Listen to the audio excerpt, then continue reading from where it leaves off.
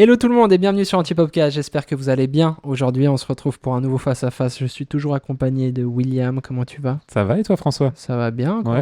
un plaisir de te retrouver Mais chaque semaine pareil. au même endroit. Du coup, face à face aujourd'hui, le topic d'aujourd'hui c'est un gros topic, Les clients. les clients. Ouais. C'est vrai que c'est quelque chose on n'en parle pas trop. On est Mhm. souvent focus sur du coup les pros. Du Mhm. coup, quand on a des invités, etc., on parle Ouais. beaucoup de leur domaine, etc., etc. Des fois, on parle un peu de la relation client, mais c'est très en surface. Donc aujourd'hui, on s'est dit, bah pourquoi pas parler des clients, parce que sans clients, notre travail n'existe pas. C'est ça. Et on a un peu, c'est un peu à la suite quand même de ces deux derniers face-à-face qu'on a fait, hein, mine de rien. Oui. Le client, il est à la base de cette demande, d'un besoin, et comme tu dis, sans lui, on ne fait rien.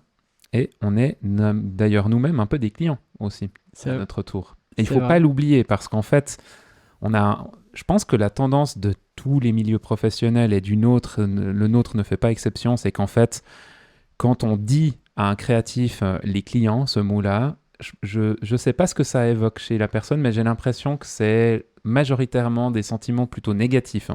Ouais. Tu vois ce que je veux dire? On va te dire, et les clients? Et puis t'es un peu là, les clients. Alors qu'en fait, c'est vraiment dingue d'avoir des clients. Ouais. Et en fait, comme on disait au début, sans client, bah il n'y a pas de travail. Ouais. Il n'y a pas de travail, il n'y a pas de facture. Il n'y a pas de facture, il Il n'y a pas de payage, y a pas de pierre, pas de palais, pas de pas palais, de pas de palais, palais. pas de palais. Non, mais le client, c'est vraiment le point central. Et souvent, c'est vrai, comme tu disais, ben, c'est un peu un sujet, c'est un peu une zone grise où, ben, oui, tu as des clients qui sont cool, tu as des clients qui sont moins cool. Et puis souvent, c'est des conversations quand même négatives. Il n'y a jamais, tu sais, quelqu'un qui va venir vers toi et te dire, oh purée, mec, j'ai eu un client de malade. Tu sais, c'est souvent genre, c'est assez rare, oh putain, il y a des clients, ils me font chier là ces temps, machin et tout. Ouais. Tu sais, c'est assez rare. Donc en fait, il y a différents types de clients déjà pour décomposer le truc. En fait, moi je pense tu vois, on dit les clients, mais en fait c'est juste les gens autour de nous. Il se trouve que certaines personnes, ces gens autour de nous, deviennent nos clients. Ouais, exactement. Mais ça reste en fait des humains. En fait, les clients qu'on a, c'est pas des machines qui nous font des demandes. Ça reste des humains gérés qui ont un stress, qui ont une pression de leur supérieur, ou alors une pression financière, qui sont indépendants, enfin, etc. 1000 cas de figure possibles. Oui, mais juste. ça reste des humains qui ont chacun leur manière de fonctionner, en fait, et leur manière d'appréhender la relation. Culturellement aussi, hein, si tu te retrouves avec des clients qui sont russes, anglais ou français, c'est pas la même manière de traiter avec dans des manières d'échanger en fait. Oui. Et ça déjà, en termes de type de clients différents, déjà il faut comprendre la culture de la personne et ça nécessite, je pense, d'être énormément à l'écoute. Ouais, vraiment. Et puis moi j'avais écouté une fois une partie d'un podcast d'un gars qui disait en fait il faut écouter vos clients mais il faut pas juste les écouter, il faut les comprendre. Il faut pas les écouter pour leur trouver une solution, il faut les écouter pour les comprendre avant tout. Mais dans les choses qu'ils ne disent pas. Voilà, exactement. Et puis même dans les choses qu'ils disent, c'est vraiment de se dire, ok, là je vais l'écouter, mais vraiment pour comprendre sa demande, comprendre ce qu'il veut, avant de me dire, ah je vais l'écouter et puis je vais, en même temps qu'il parle, chercher une réponse qui est la meilleure. C'est vraiment bien comprendre ce qu'il veut et répondre comme ça. Et je pense que tu as deux niveaux de lecture là-dedans. Moi qui ai bossé comme éduc à l'époque, j'ai aussi été formé pour ça, en fait, d'aller au-delà. Tu vois, tu as la demande principale qui va être la réelle demande. Puis après, tu essayes de lire la personne comment elle est et la relation aussi comment elle se passe. Parce que tu vois, des fois, tu te dis, mais purée, c'est bizarre. Ce client, il me fait pas confiance. Chaque fois, il me relance 10 fois, etc. Puis en essayant de prendre un peu du recul, ça s'appelle, dans le milieu, ça s'appelle la position méta. C'est de se mettre en dehors de la relation, qu'elle soit conflictuelle ou pas. Tu vois, tu es en train de causer avec même ta femme ou un pote et puis il y a un truc qui se passe. Bah, en fait, de pouvoir se mettre en dehors et de se dire, ok, il se passe quoi là? Pourquoi on est en train de monter l'un et l'autre, de se mettre en colère et de machin? Alors quand tu es dans l'émotion, c'est hyper dur. Mais je trouve qu'avec le client et l'humain, en fait, c'est un truc qui est primordial. Ouais, à fond. À fond. Du coup, il y a bien sûr différents types de clients, comme tu disais, la nationalité, etc., donc qui varient hyper entre les Asiatiques, les Européens, les Nord-Américains, etc. C'est des façons de travailler différemment aussi. Et puis Suisse aussi, hein, qui est aussi très différent. Et puis il y a du coup dans ces différents types de clients, il y a aussi des clients, il y a le petit client, parce que comme tu disais avant, un client en fait c'est n'importe qui, on est tous des clients, donc en fait ça peut être le mec qui qui vient de monter sa boîte de charpente, tu vois, et qui a besoin de faire 3 photos. Ou tu as aussi des multinationales qui viennent, et finalement, bien sûr, le client, c'est la multinationale, mais c'est la personne qui est face à toi, qui est dans cette multinationale. Ouais.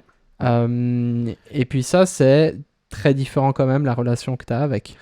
Déjà, si on parlait un peu de nous, comment on fonctionne, je trouve qu'on a un type de client qui est assez récurrent. Et moi, c'est un client que j'aime beaucoup, c'est le client qui dispose de fonds qui ne sont pas les siens. ouais. Parce qu'en fait, ça crée... En fait, ce qui est super dur, c'est que déjà, l'argent, c'est tabou. Déjà de 1. Donc, du moment où on parle d'argent avec les gens, et surtout si c'est leur argent, ça peut être très compliqué. Ouais. Quand tu as un client qui est dans une société et qui va disposer de, je sais pas, disons 1000 francs, c'est pas son argent, c'est l'argent de la boîte. Alors bien sûr qu'il doit des choses à sa boîte, il est employé, il doit faire le meilleur travail possible. Mais une fois que la négociation de business est faite, de prix, d'offres, etc., après tu bosses plus que sur le niveau de fournir la prestation. Oui. Et que ça lui corresponde. Ouais. Alors toi, tu parles de ça en point positif, c'est intéressant. Ouais. Mais moi, je trouve qu'il y a quand même aussi un point négatif là-dedans. Ouais. Et on en parlait des fois en off, c'est que du coup, comme c'est pas le charpentier, c'est son propre argent, il va peut-être des fois mettre moins à cœur le projet. Exact. Dans le sens qu'il va se dire, mais de toute façon, il a moins cette notion de la valeur des choses. Ouais. Et des fois, il y a des gens, ils te demandent des retours et ils payent. Tu leur dis, mais les gars, il faut pas faire ça. Enfin, tu sais, t'es dans l'honnêteté, dans la transparence, tu dis, mais non, c'est pas le bon chemin à suivre et tout. Et puis eux, ils s'en foutent parce que c'est pas leur thune, tu vois. Ouais. Donc oui, je suis d'accord avec toi dans le point positif, mais je trouve que c'est pas que du positif. Raison. Des fois, c'est aussi, il y a aussi c'est le revers de la médaille. C'est le revers de la médaille où justement, le client, il balance un peu l'argent comme ça et puis il n'a pas vraiment la notion de ce que ça coûte. Puis à l'inverse, tu auras le marié, typiquement, nous on fait encore, alors plus beaucoup, mais c'est plus du tout notre business maintenant, mais on fait encore quelques mariages par année en photo. Il fut une période où j'en faisais beaucoup. Et là, tu es face à un client, je pense qu'il n'y a pas plus compliqué comme relation à un client qu'à un client de mariage. Parce qu'en fait, c'est son argent personnel. Dans la plupart du temps, on va dire que c'est ça. C'est le jour où il va être le plus stressé de sa vie, probablement. Ouais. Et en fait, il y a tellement à engager dans cette journée-là qu'il y a une pression, mais de malade.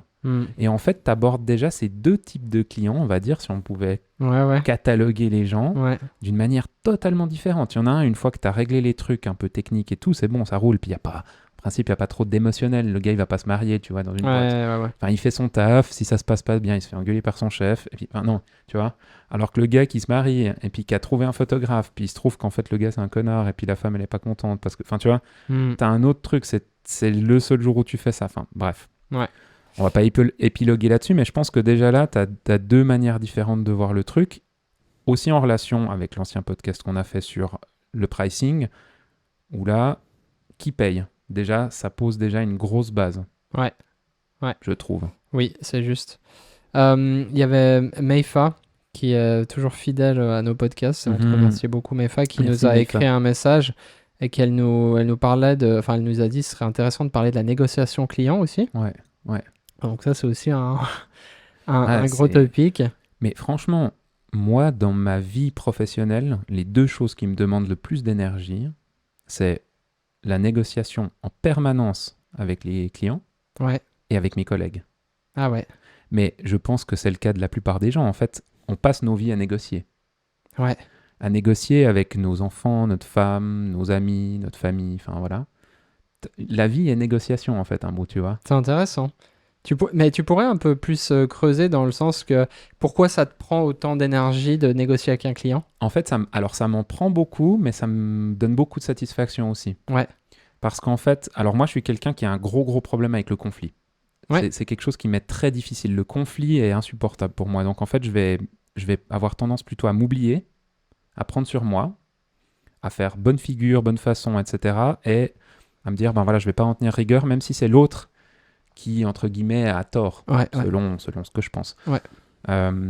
Donc du coup, moi, je suis plutôt un négociateur qui va arranger tout le monde. Ouais. Tu vois ? Quand j'ai fait mes études dans la vente, quand j'avais un prof qui était super, et puis il nous disait, mais depuis des années, on nous dit le client est roi. Et puis c'est vrai, tu vois, moi des fois j'ai eu ça où tu sais, j'ai eu des conflits avec des clients quand je travaillais dans la vente où ils étaient là, mais le client est roi, machin, tu sais, par téléphone. Et en fait, ce prof qui avait méga expérience et tout, il nous disait, mais en fait, le client n'est pas roi. Tu vois. Et du coup, nous, on était tous un peu là. Et puis même en le disant maintenant, je suis ouais, c'est un peu bizarre. Mais en fait, son explication, c'est que le client, il n'est pas roi. Oui, le client, il vient vers toi pour tes services. Mais en fait, il disait, alors là, c'était parce que c'était des magasins, tu vois. Mais c'est un peu la même chose, c'est qu'il disait, mais en fait, il vient chez vous. Tu vois. Et en fait, quand quelqu'un vient chez toi, c'est pas le roi chez toi, tu vois. Et je trouvais intéressant comme il l'amenait. Alors peut-être j'oublie des détails, etc. Et puis il le disait peut-être beaucoup mieux que moi, sûrement. Mais je trouvais hyper intéressant cette approche, c'est-à-dire que bien sûr, il faut pas confondre le client est roi et c'est le client. Tu vois, bien sûr que tu vas servir le client, il vient chez toi, tu lui offres une prestation contre rémunération, etc. Mais c'est pas oui, amène à tout. À part ça, ton truc, il est génial. Parce que si t'imagines, t'invites un ami chez toi. Ouais. Tu vas l'accueillir de quelle manière? Ouais. Tu vois ce que je veux dire? En fait, là aussi, ta manière d'accueillir ton client, ta manière d'accueillir tes amis, est-ce que tu vas leur offrir un verre d'eau après 30 minutes d'attente où ils sont arrivés chez toi? Ou est-ce que dès qu'ils rentrent chez toi, tu ouvres le champagne et puis tu vois? Ouais, c'est ça. C'est aussi une manière d'accueillir. Oui. Alors là, on part encore dans un autre délire, mais je trouve hyper intéressant ce côté où tu vas extrapoler un peu la situation du client en te disant en fait, mais comment j'accueille les gens en fait? Ouais, c'est vrai.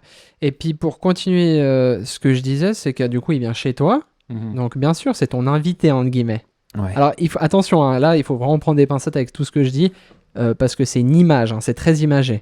Mais en gros il vient chez toi, donc toi tu l'accueilles chez toi, donc tu as envie qu'il soit bien comme un invité, tu vois, mais il faut aussi l'aiguiller dans ce que tu veux faire, tu vois. Ça veut dire que tu dois pas dire, comme je disais avant, oui, amène à tout, mais il y a aussi des moments où c'est intéressant de venir à l'encontre. Et d'ailleurs, il y a plein de clients, et ça rentre dans une catégorie de clients, qui aiment ça. Parce qu'ils ont un peu plus d'expérience, ils sont très doués dans ce qu'ils font, et du coup, en fait, eux, ils attendent que tu leur rentres dedans pour voir quel genre de gars t'es. Et moi, il y a eu plusieurs fois où j'étais là. Alors moi j'étais là en mode je suis gentil avec le client, etc. Client pas facile et tout. Et du moment où moi j'ai pas été méchant ou quoi, mais au moment où tu pousses un peu, tu sais, tu fais un peu point sur la table.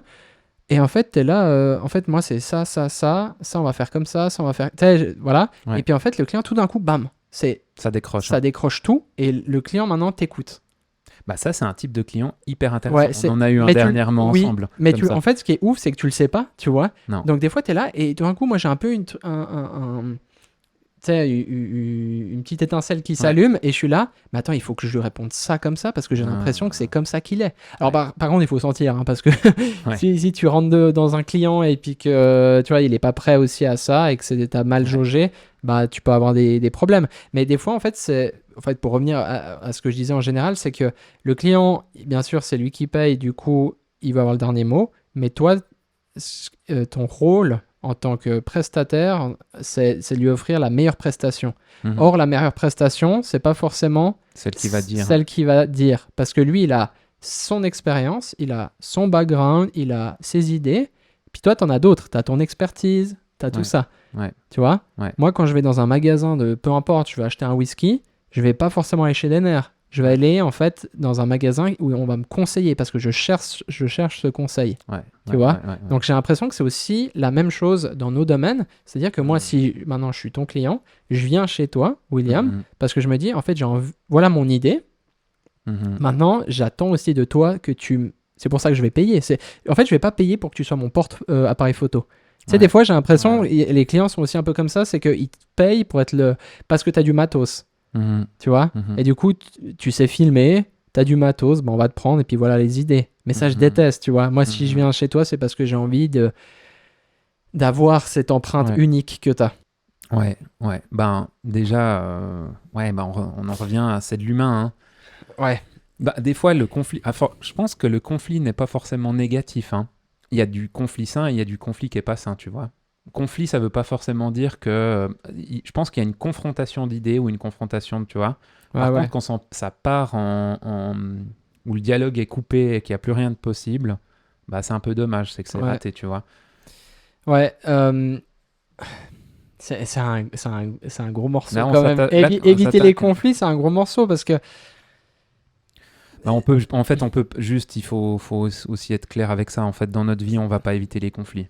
Mais en fait, ça revient sur le podcast où on a parlé du pricing, où en fait c'est de la transparence, c'est de la communication. Et pour moi, c'est ce que je disais déjà dans l'autre podcast, c'est que la communication dans la vie de tous les jours, dans notre vie, que ce soit dans nos relations amicales, amoureuses, professionnelles, enfin, etc., c'est la base. Et du coup, il faut vraiment communiquer à fond pour éviter les conflits. Parce que quoi, souvent, c'est des malentendus parce que tu communiques par mail, par message, enfin peu importe. Et du coup, tu es là, mais attends, le gars, tu sais, t'arrives au travail, t'as un peu de mauvaise humeur ou je sais pas, t'as pas passé une super journée. Et puis t'interprètes exactement. Alors que la personne, en fait, elle est juste en mode genre, ah, je voulais juste des infos, tu sais, chill. Et toi, tu l'interprètes mal, du coup, tu te fais des mauvaises idées. Enfin, et en fait, c'est hyper, c'est hyper important de communiquer à fond pour éviter tous les conflits. Et puis. Ou pour les désamorcer en tout cas. Après, il faut quand même pas vous oublier. C'est-à-dire que malheureusement, comme tu disais avant, des fois, c'est inévitable, j'ai l'impression. Ouais. Alors, je pense que de base, tu vas avoir un mini conflit qui va se démarrer, qui peut se démarrer avec n'importe quel de tes clients. Oui. Il y en a qui sont friands de rechercher ça, mais c'est quand même, je pense, assez rare des gens qui cherchent et qui aiment le conflit. Ouais. Il y en a, on en a tous. Bah, nous, on en a déjà eu. Vies. Nous, on a eu un client qui vraiment, c'était conflictuel et on a stoppé la relation. Ouais. Mais je pense que notre responsabilité là-dedans, c'est vraiment de désamorcer. Ouais. Et pour moi, c'est hyper difficile parce que des fois, j'ai trop de fierté, j'ai trop de... Enfin, tu me connais, Will, mais des fois, je suis là avec mon caractère, des fois de merde, où je suis là, mais je veux pas lâcher, quoi. Tu vois, je veux pas lâcher, même parce que, alors que je sais que j'ai raison, tu vois. Tout le monde sait que j'ai raison ou t'as raison, enfin, peu importe la situation. Mais en fait, tu dois être là pour réconcilier, tu dois être là, tu dois prendre sur toi des fois, mais jusqu'à un certain bout. C'est-à-dire que la majorité du temps, tu vas essayer d'arranger la situation. Parce qu'encore une fois, c'est ton client. Le client n'est pas roi, mais c'est quand même ton client. C'est lui qui va te faire manger à la fin du mois. Du coup, tu dois quand même désamorcer la situation, tu dois faire en sorte que ça se passe bien. Et en fait, c'est cette fameuse phrase que je t'ai dit plusieurs fois, Will, c'est dans la vie, c'est bien d'être quelqu'un de gentil, d'être un gentil gars, mais des fois, c'est important d'être un bon gars, tu vois. Et c'est une grosse nuance entre les deux. Gentil et bon, c'est deux choses différentes. Parce que être bon, c'est être juste aussi, tu vois. Puis des fois, et puis surtout là avec notre agence, c'est que des fois, tu dois aussi un peu défendre tes collègues, tu vois. Que ce soit moi dans mon équipe, toi avec toute l'agence en entier. Des fois, tu vois des situations qui sont pas évidentes, et puis tu es là, ok, comment je me positionne? Parce que là, j'ai un de mes collègues, un de mes employés qui se fait un peu arracher par un client. Comment est-ce que je viens? Et des fois, c'est un peu notre rôle aussi, nous, comme toi, tu es directeur d'agence et puis moi de mon équipe, de venir faire tampon avec un peu plus de recul et désamorcer, etc. Mais souvent, moi, ce que j'ai remarqué dans mes divers métiers au fur et à mesure des années, là, franchement, ce que j'ai remarqué, c'est que la plupart du temps, ce qui est de ces conflits, mais même dans la vie personnelle, ça part souvent de malentendus. Ouais, bien sûr. De malentendus, de surinterprétation de choses, etc. Et en fait, on est tous extrêmement faibles à ce niveau. Il y en a qui sont plus forts que d'autres. Quand tu n'es pas dans la relation directement, c'est plus simple depuis l'extérieur, si tu observes un peu, de pas se laisser piéger dans le mécanisme de conflit. Parce qu'en fait, c'est vraiment un mécanisme où tu vas monter en escalade. Tu sais, ce truc de... Et puis en fait, tu as le client qui va utiliser la puissance de sa position de client parce qu'il a l'argent, puis toi, tu utilises ta puissance de je vous tiens parce que j'ai déjà shooté, et puis qu'en fait, si je veux, j'arrête le projet, puis je vous donne pas les roches. Enfin, tu vois. Et en fait, c'est malsain. C'est malsain, puis tu vas monter, vraiment, c'est l'escalade en fait à la connerie. Et puis souvent, c'est un malentendu à la con à la base. Alors après, bien sûr, il y a des gens c'est maladif probablement, qui ont un problème avec le conflit, qui cherchent ça, qui vont, voilà, ce genre de personnes-là, si on les repère, voilà, c'est des gens, c'est un peu du poison, il faut plutôt éviter de travailler avec. Et puis, nous, on a eu le cas, moi, j'ai eu le cas une fois où j'ai dit à un client, ça me va pas comme manière de travailler, je suis pas fâché contre vous, ce projet se termine, mais je travaillerai plus avec vous.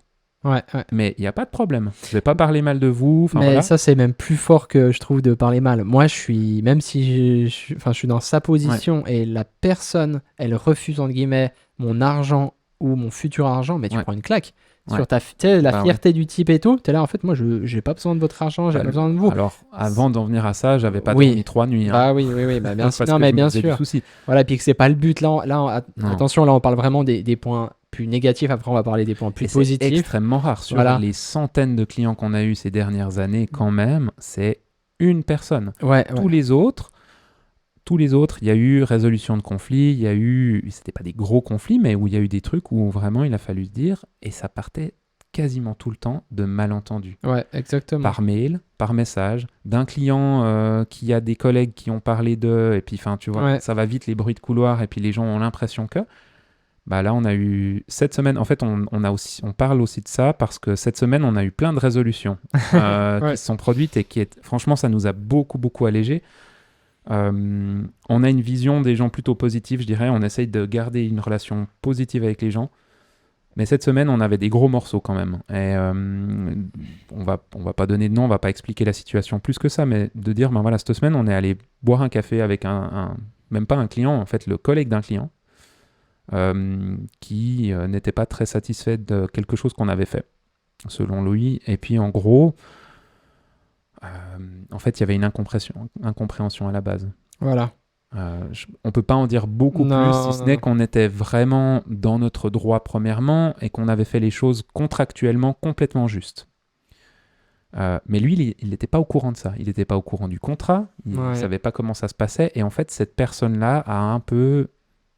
a mis du temps avant de venir nous parler et nous proposer un rendez-vous. Et moi, j'ai été super content qu'il le fasse, en fait, qu'il nous propose d'en discuter. Pour désamorcer un peu. Désamorcer. Ça a été vraiment de sa part très intelligent, en fait. Oui, vraiment. Et puis, en fait, on est allé à ce rendez-vous, François et moi. Alors, avant ça, on a vu notre avocat, quand même. Parce que... Mais en fait, ce qu'il faut se dire, c'est que c'est une grosse entreprise. Et je pense, si la situation s'était passée dans, justement, ce fameux Charpentier, par exemple, bah, en fait, ça se règle autour d'un bar, en train de boire une bière, tu vois ce que je veux dire. C'est ça aussi, c'est que quand vous allez travailler je fais une petite parenthèse, quand vous travaillez avec des plus grosses entreprises, des multinationales, etc. Il faut être armé. Il faut être armé aussi à ce niveau-là. C'est que si ça se passe un peu mal ou comme ça, il faut que vous soyez prêts parce que eux, ils vont pas juste vous dire « Ah, t'as été méchant ». C'est qu'ils vont venir te chercher derrière avec des clauses, des contrats. Donc encore une fois, hyper important d'avoir des bonnes clauses. Fin de parenthèse. Je te laisse... Donc on a vu cette personne-là et en fait, ça s'est hyper bien passé. Et on est sorti de là avec François. On était là, mais ce gars, il est trop cool. Non, mais c'est trop en drôle. fait, c'est trop... Mais après, nous, parce qu'aussi, on est des grands optimistes et on voit le bon chez les gens. Tu vois, je te disais aussi, mais est-ce que c'est vraiment... Moi, je sais pas encore comment me positionner par rapport à ça, mais je pars du principe que oui, la situation est désamorcée, qu'on est, on est en bonne entente et du coup, il est cool. Du coup, il est cool, c'est notre meilleur pote. Moi, c'est mon meilleur pote. Ah, c'est ton meilleur pote. Non, mais il y a vraiment un truc où, en fait... Nous, en interne, après, dans l'agence, on parle entre collègues, on se chauffe parmi, les situations nous énervent, on se sent... C'est très injuste comme situation parce qu'on se sent très faible par rapport à l'autre entreprise. Et puis, t'es un peu là, mais en fait, on peut perdre notre boulot du jour au lendemain si ça se passe comme ça. Qu'est-ce qu'on en fait ? Est-ce qu'on monte au combat ? Puis en fait, non, on est allé boire un café, on en a discuté, on a mis à plat. Et là, c'est exactement ce que tu disais. On n'a pas été gentil, on n'a pas été méchant non plus. Non. François et moi, on a fait gentil flic, méchant flic quand même un petit peu, mais voilà. Non, mais on a été juste, en fait. On a été juste, et en fait, on a juste dit les choses en expliquant comment on travaillait, pourquoi est-ce que ça s'était passé comme ça, et là, ça a fait... Oui, et ça a tout... Mais d'abord, il y a une phase, et on en parlait avant, donc c'est assez drôle, il y a une phase vraiment d'écoute.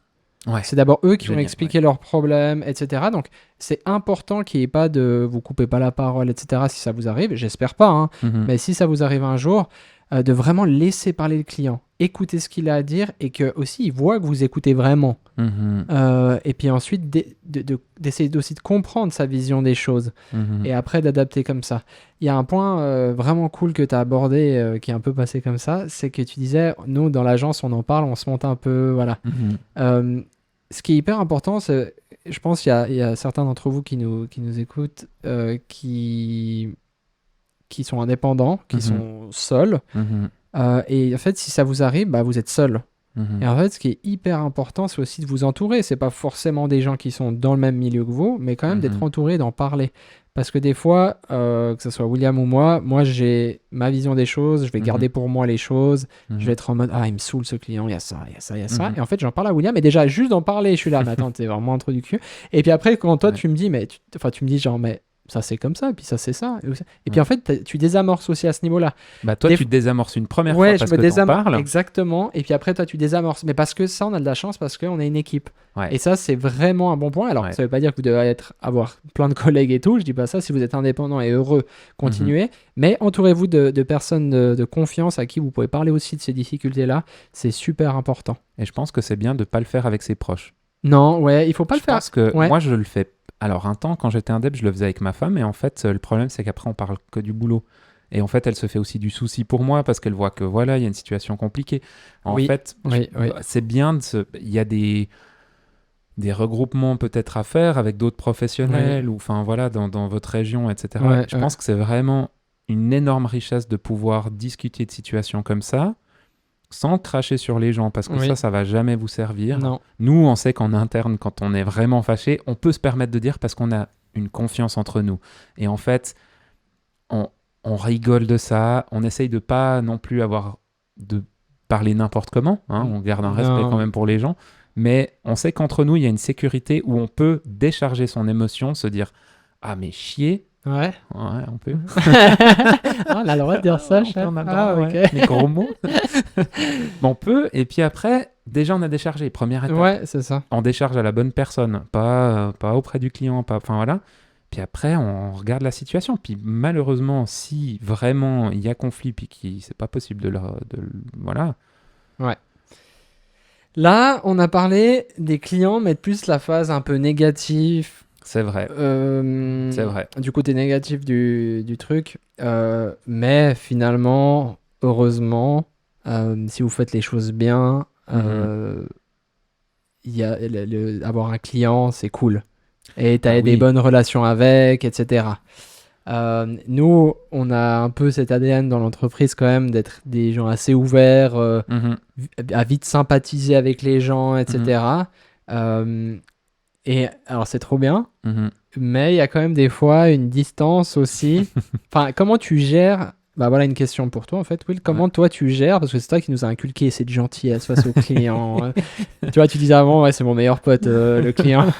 Du coup, c'est mon frère. Hein. Mon frère maintenant, frère de sang. Comment tu poses Déjà, est-ce que tu dois poser une limite ? Oui ou non ? Et puis après, quel genre de distance tu poses avec un client ? Alors ça, à la base, je suis pas très bon pour ça parce que moi, j'aime faire un peu le con avec tout le monde.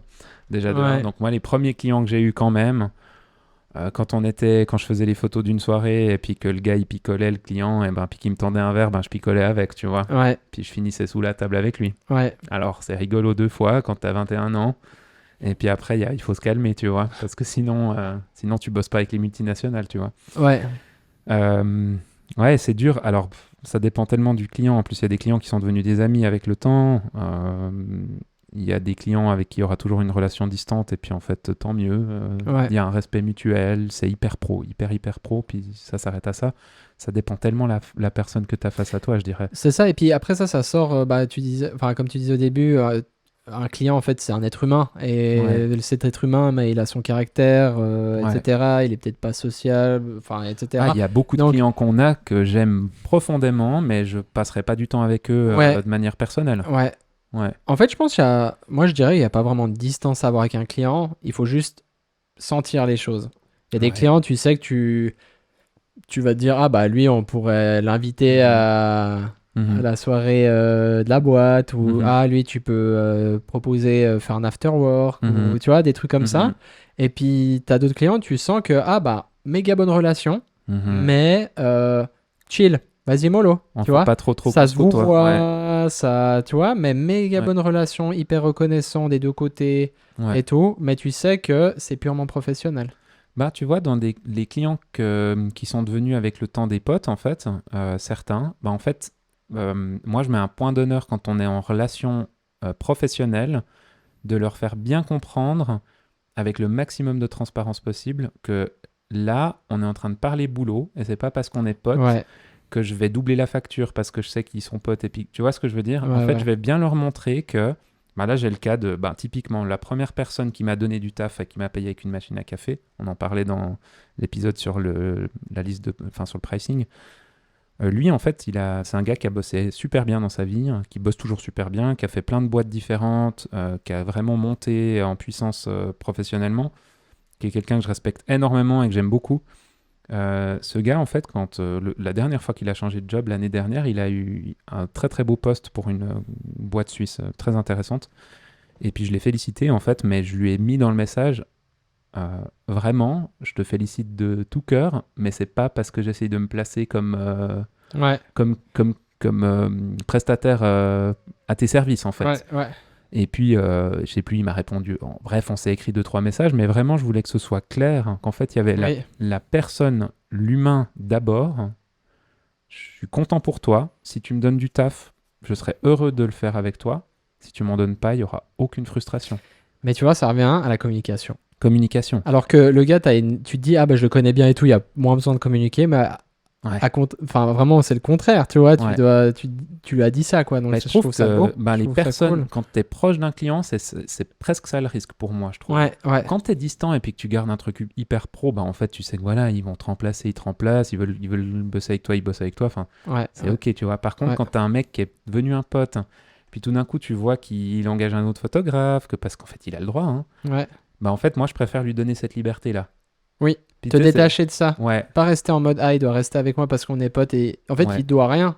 Il te doit rien. Et puis en fait, il y a un bout où, tu sais, c'est comme cette image ultra con de quand tu serres une poignée de sable dans ta main, en fait, tu peux pas le retenir, puis tout file entre tes doigts. Avec les clients, il y a vraiment un phénomène comme ça, hyper fort qui se produit. En fait, quand tu t'accroches au client, quand tu essayes de vraiment lui soutirer les trucs et puis avoir plus de taf et puis machin, en fait, le gars, il va juste fuir parce que c'est insupportable comme relation. Tu vois ? Ouais. Tandis que si tu laisses ta main ouverte puis que tu es là, ok mec, si tu as besoin, je suis là. Et puis, on en discute, on fait le projet si c'est possible, si je suis dispo, etc. Mais voilà, on fait en sorte que ça se passe bien, mais t'es pas attaché à moi, tu vois. Ouais, c'est vraiment intéressant ce que tu dis. Ça me fait penser à... Nous, on a la chance d'avoir des clients où c'est un peu comme un abonnement, un peu... On vient presque chaque semaine dans leur entreprise et puis on travaille avec eux, c'est super, on a des bonnes relations. Et en fait, j'aime bien cette image que tu as. En fait, nous, on va pas dans une vision où on va se dire, attends, il nous donne du travail, on va aller chercher encore plus, attends, encore plus, encore plus. En fait, comment on a réussi à passer maintenant presque chaque semaine chez eux, c'est qu'en fait, on est chaque fois allé sur les shoots, que ce soit des petits shoots, vraiment une interview, ou même juste, ils nous envoyaient une vidéo déjà faite et ils nous disaient, vous pouvez mettre des sous-titres.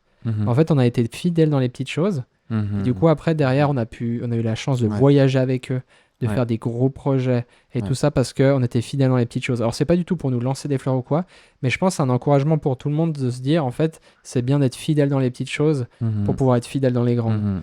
Et en fait, c'est par exemple, c'est de chaque fois quand vous allez sur un shoot, vous dire, ok, je vais atteindre mon excellence.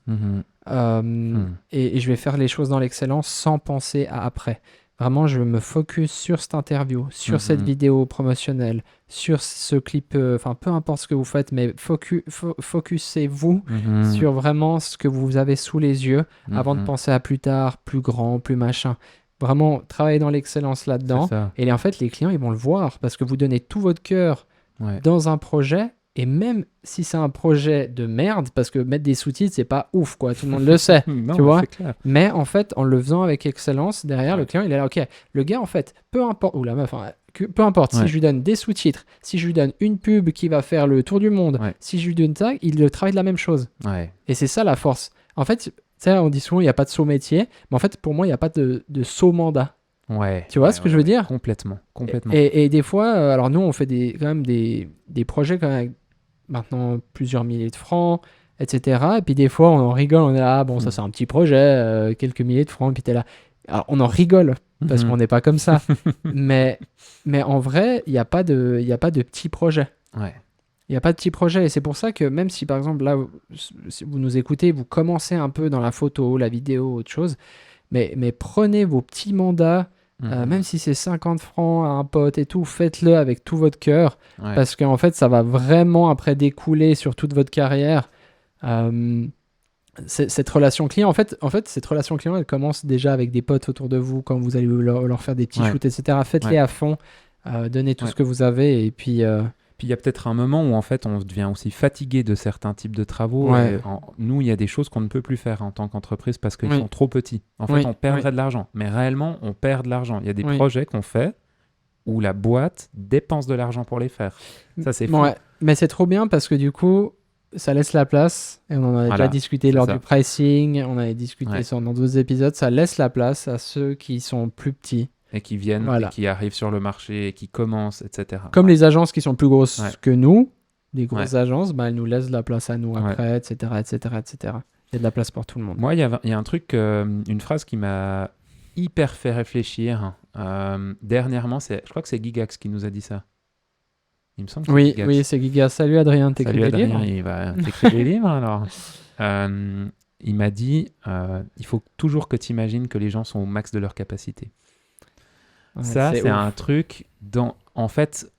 J'aime trop cette phrase. J'adore cette phrase parce qu'en fait, on attend tellement des gens. Moi, je suis quelqu'un qui est hyper exigeant avec les gens. Vraiment. Parce que tu es hyper exigeant avec toi-même. Je suis hyper exigeant avec moi-même et en fait, plus les gens sont proches de moi et plus je suis exigeant. C'est-à-dire qu'un client où j'ai aucune proximité, s'il me l'a fait à l'envers, ça me touche pas beaucoup. Mais plus les gens sont proches de... Ma femme va pas écouter ce podcast, mais si elle l'écoutait, elle pourrait clairement... approuver ce que je dis là. Plus les gens sont proches de moi et plus je suis exigeant et je dois faire vraiment attention à ça, mais il faut pas oublier que les gens font le max. Alors on peut être dans des situations de maladie ou tu es en dépression, ton max il est super bas, tu vois, ou alors tu es en super forme et machin, puis ton max tu peux délivrer des trucs de dingue, mais en fait des fois moi il y a des clients qui m'énervent. Et vraiment, cette phrase, ça fait une semaine que je l'ai écoutée, j'étais là, oh purée, mais c'est ça la clé. Ma clé à moi, c'est ça. C'est de me dire, l'autre en face de toi, là, il est à son max. Ou si tu vois qu'il n'est pas à son max, tu peux te dire, bon, voilà, il décide de ne pas l'être, Mais là, en ce moment, il ne peut pas faire plus. Maintenant, est-ce que je vais le rejoindre là où il est, ou est-ce que je décide de ne pas le rejoindre Puis là, en fait, c'est ta responsabilité. Tu la prends pas. Et puis je pense, c'est trop beau, ça me met les frissons ce que tu dis, mais je pense que c'est là aussi qu'on se démarque en tant que professionnel, c'est au moment où tu dois décider d'aller rejoindre l'autre ou pas. Tu vois ? Bah oui, mais c'est comme dans la vie en général. Tu décides d'aller rejoindre ton conjoint, ta conjointe là où elle est. Waouh. Bon.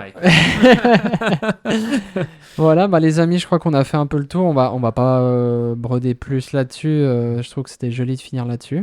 Je sais pas ce que t'en penses. C'était beau. Merci à tous de nous avoir écoutés. Peu importe où vous êtes, on espère que vous avez kiffé. N'oubliez pas de nous suivre sur les réseaux pour rien manquer. Laissez votre commentaire, etc. si vous avez envie, quoi. Si vous avez envie, à la cool, quoi. Ça vous fait plaisir. En tout cas, n'oubliez pas qu'on est disponible sur YouTube, Spotify, Apple Podcast, Deezer et KVA, plateforme de streaming suisse. Donc voilà. Merci beaucoup. Merci. Ciao, François. Merci. À la semaine prochaine. Ciao. Ciao.